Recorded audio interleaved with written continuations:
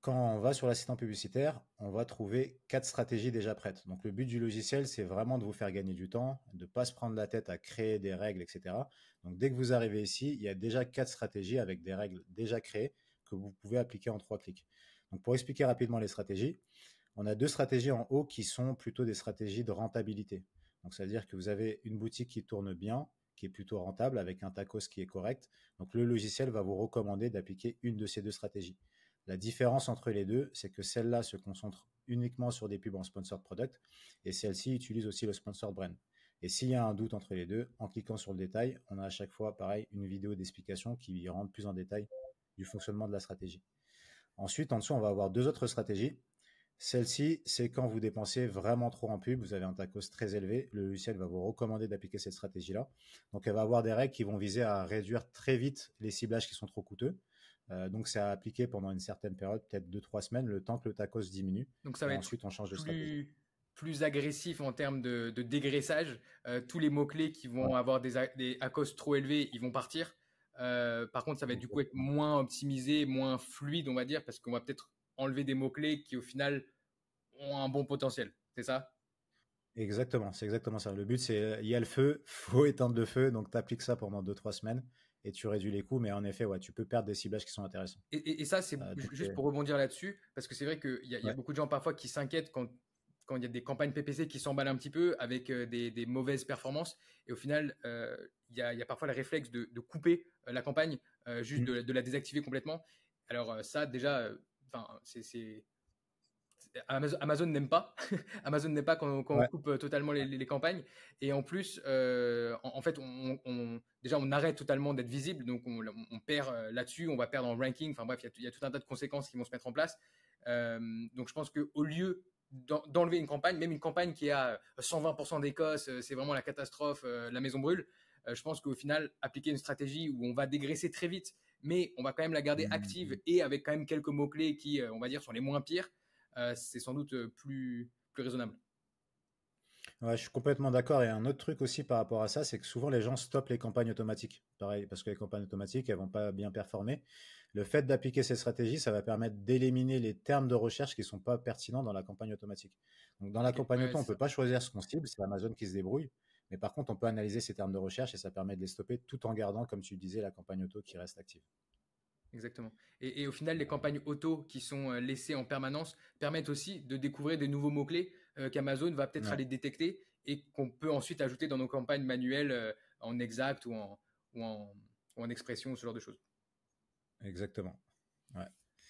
Et la dernière stratégie, c'est un peu l'inverse. Donc, tu fais un lancement de produit ou alors tu es dans une période où tu as envie d'accélérer parce qu'il y a Black Friday ou une période comme ça. Peut-être un Donc là, ça relancement va être après une rupture de stock. Exactement, Ouais. c'est exactement ça. Donc, elle va être plus agressive sur les enchères, elle va être plus agressive sur les termes de recherche à aller cibler, etc. Et donc, les règles changent un peu. Ok. Donc, l'idée de ces 4 stratégies, comme je disais, c'est d'aller vite. On applique une stratégie en 3 clics. Comment ça se passe? Si je veux appliquer cette stratégie-là, je vais cliquer sur appliquer. Je vais choisir les pays sur lesquels je l'applique. Donc, si je vends dans différents pays, que sur la France ça se passe bien, mais que sur l'Espagne un peu moins, je peux choisir d'appliquer celle-là juste sur la France et une autre sur l'Espagne. Là, pour l'exemple, je vais laisser tous les pays. Ensuite, ici, on va retrouver toutes les campagnes existantes. Donc, je peux aller même au niveau des campagnes, dire cette stratégie, je vais l'appliquer juste pour ces campagnes-là. Donc, pour l'exemple, je vais l'appliquer à toutes les campagnes. Et là, ici, dernière étape, c'est de choisir le mode. Est-ce qu'on reste en mode confirmation? Et dans ce cas-là, le logiciel ne fera jamais aucune modification sans votre confirmation.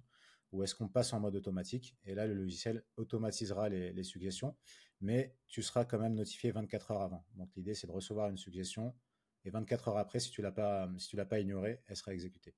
D'accord. Ouais. Euh, Plus tard, quand on est plus à l'aise avec le logiciel, on pourra choisir aussi ce mode-là par règle. Donc, une stratégie, c'est plusieurs règles. D'ailleurs, je ne l'ai pas expliqué, je vais expliquer rapidement. Donc, dans les règles, on va avoir 3 types d'actions différentes. La première, ça va être d'analyser des termes de recherche, par exemple dans une campagne automatique, comme cette règle-là, par exemple. On regarde les termes de recherche qui sont dans une campagne automatique.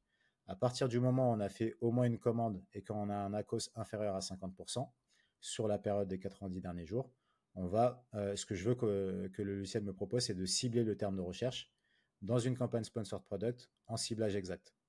Donc, cette suggestion-là, elle va faire que le robot va analyser tous les jours toutes les campagnes automatiques et dès qu'il y a un terme de recherche qui a fait une vente et un écosse moins de 50%, ça va nous proposer de le cibler. À partir du moment où je suis à l'aise avec cette règle-là, je pourrais la passer en mode automatique, par exemple. Comme autre type de règle, on va avoir des règles qui vont permettre de mettre en ciblage négatif, un terme de recherche qui n'est pas performant, donc qui dépense plus de 8 euros par exemple et qui ne fait pas de CA. Je veux qu'on propose de le mettre en ciblage négatif.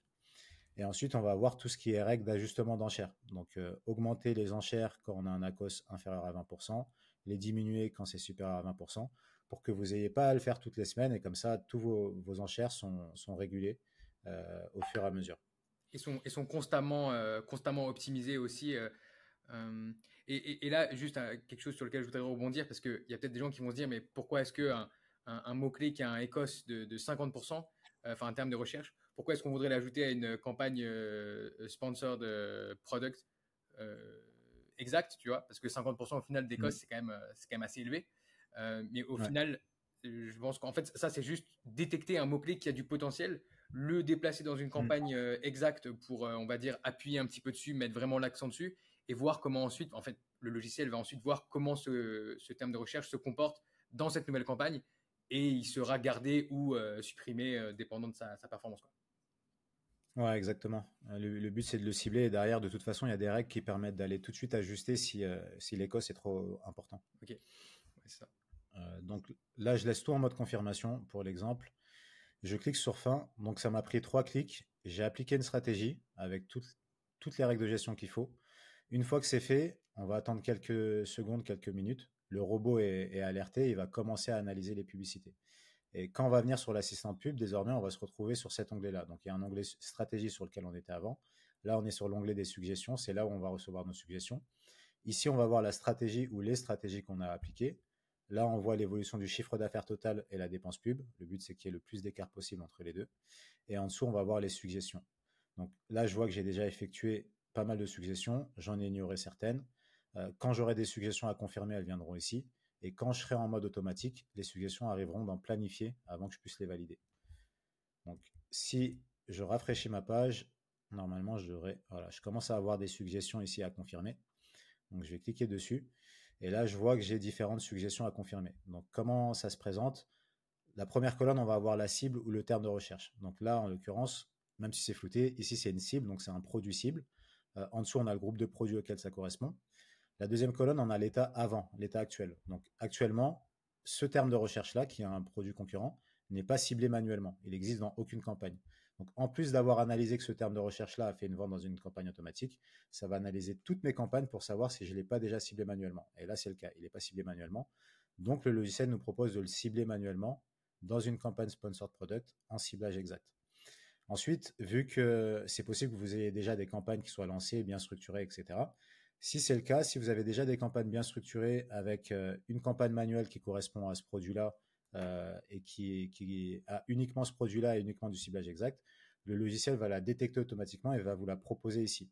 Si ce n'est pas le cas, il y a la possibilité de cliquer sur le crayon ici pour venir modifier. Ensuite, en termes d'action, on peut faire 3 choses. Donc, ignorer la suggestion. On se dit que finalement, ce produit concurrent, il n'est pas pertinent, donc je l'ignore, je confirme, on ne me le proposera pas.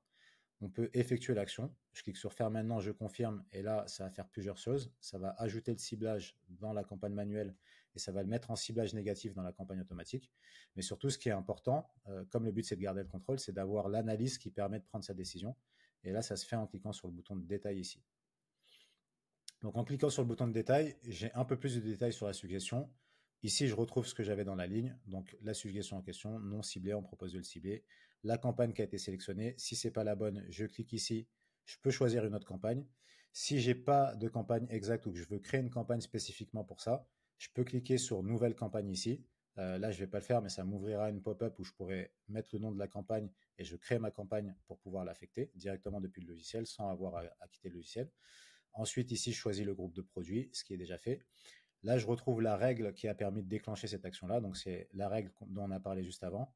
Un terme de recherche d'une campagne auto qui a fait une commande avec un ECOS inférieur à 50%.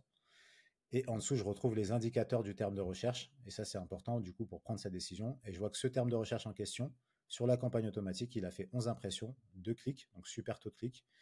Et sur les 2 clics, il y a eu 50% de taux de conversion. Donc, il y en a eu une qui a vendu. Et ça me fait un ACOS assez intéressant. Donc potentiellement un ciblage qui est très intéressant à avoir. Je la confirme. Là, c'est confirmé. ça va passer en planifié. Dans quelques secondes, elle sera effectuée et elle sera ciblée dans mes campagnes manuelles. Ensuite, ici, je vais avoir d'autres suggestions. Là, cette fois, c'est de l'ajustement d'enchère. Donc, j'ai une enchère qui ici est à 57 centimes. On me propose de la passer à 68 centimes. Même principe, je vais voir le détail. Donc là, c'est parce que j'ai une règle dans la stratégie qui vérifie les ciblages pour lesquels on n'a pas d'impression. Donc, quand on va mettre un ciblage dans une campagne, peut-être que l'enchère est trop basse et du coup, on n'aura pas d'impression. Le logiciel, plutôt que d'aller le faire à la main, il va analyser tous les jours. Et là, si j'ai pas d'impression sur les 7 derniers jours, je veux augmenter mon enchère de 20%. Là, j'ai pas d'impression. Donc, je vais l'augmenter. Et au final, Ensuite, une fois qu'on commence. Ouais, je voulais dis-moi. juste rajouter, parce que je sais qu'il y a beaucoup il y a beaucoup de questions de membres qui reviennent là-dessus. En fait, Mm, beaucoup de personnes prennent un petit peu les suggestions d'enchères d'Amazon pour argent comptant. ouais. Et au Mm, final, parfois c'est précis, parfois c'est complètement à côté de la plaque. C'est un petit peu, voilà, c'est un petit peu hasardeux. Et au final, vous savez personnellement que si vous n'avez pas d'impression sur un mot-clé, il y a potentiellement il y a deux raisons. Soit il y a vraiment juste zéro recherche sur ce mot-clé, donc forcément bah, pas d'impression, mais c'est très rare. mm, Ou alors vos enchères sont trop basses et simplement vous n'êtes pas mis en avant. La publicité n'est même pas euh, euh, n'est même pas faite quoi. Donc, mm. donc ouais, automatiser ça c'est forcément extrêmement utile. Ouais, exactement. Là, c'est la même chose. J'ai à peu près les mêmes types de suggestions. Je vais juste rafraîchir la fenêtre pour voir si j'en ai pas d'autres. Donc, pour le moment, j'en ai pas d'autres parce que j'en ai beaucoup faites. Mais on peut avoir des suggestions de baisse d'enchère. Donc, si on a une enchère Ouais. qui a un terme de recherche qui commence à ne pas être performant, on va nous proposer de diminuer l'enchère. Et après, quand on commence à avoir beaucoup de suggestions, on peut venir filtrer ici par campagne, donc voir les suggestions par campagne et par type d'action, donc les différents types d'actions. Est-ce que c'est un blacklistage de termes de recherche? Est-ce qu'on désactive un mot-clé? On diminue, on augmente une enchère? Ou est-ce qu'on cible les termes de recherche? Une fois qu'on est à l'aise avec ça, on peut juste tout sélectionner, cliquer sur faire maintenant, ça effectue la suggestion. Et avec ça, en général, les gens passent de plusieurs heures. J'ai vu certaines personnes passer d'une demi-journée, voire une journée par semaine à gérer la pub, à 5 à 10 minutes par jour, parce que là, du coup, le logiciel optimise tous les jours. On a juste à venir ici, vérifier les suggestions, les valider, et puis on gère sa pub de manière pertinente. Excellent. Euh, Ensuite, tu penses qu'il y aura des questions sur cette partie-là? On passe à la suite?